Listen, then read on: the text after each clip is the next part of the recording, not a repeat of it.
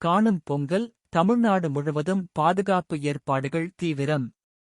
காணும் பொங்கலை முன்னிட்டு தமிழ்நாடு முழுவதும் தீவிர பாதுகாப்பு ஏற்பாடுகள் செய்யப்பட்டுள்ளன.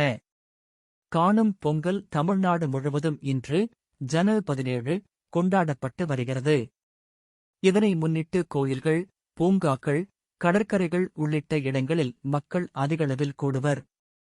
இதன் காரணமாக முக்கிய சுற்றுலா தலங்களில் காவல்துறையினர் பாதுகாப்பு பணியில் ஈடுபட்டுள்ளனர். இதனுடன் மாநிலம் முழுவதும் உள்ள அனைத்து கடற்கரைகளிலும் பொதுமக்கள் குளிக்க தடை விதிக்கப்பட்டுள்ளது. தமிழ்நாடு முழுவதும் காவல்துறையினர் பாதுகாப்பு ஏற்பாடுகளை செய்துள்ளனர்.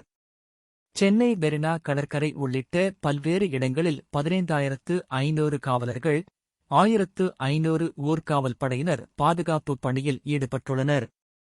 மெரினா கடற்கரையில் தற்காலிக காவல் கட்டுப்பாட்டு அறைகள், காவல் உதவி மையங்கள் அமைக்கப்பட்டுள்ளன.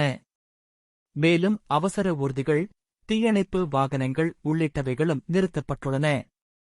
மீட்பு பணிக்காக மோட்டார் படகுகள், நீச்சல் தெரிந்த 200 தன்னார்வலர்கள் மெரினாவில் தயார் நிலையில் உள்ளனர். இதனுடன் இந்த முறை குழந்தைகளின் பாதுகாப்பில் போலீசார் அதிக கவனம் செலுத்தியுள்ளனர்.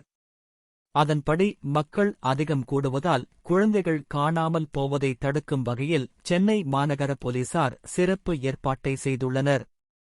அதன்படி கடற்கரைக்கு குழந்தைகளுடன் செல்லும் பெற்றோர் இந்த அடையாள அட்டையை குழந்தைகளின் கைகளில் ஒட்ட அனுமதிக்க வேண்டும்.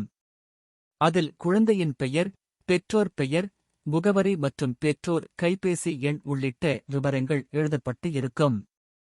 இதன் மூலம் குழந்தைகள் காணாமல் போனால் அதில் உள்ள விவரங்கள் அடிப்படையில் எளிதாக குழந்தைகளை பெற்றோருடன் சேர்க்க முடியும்.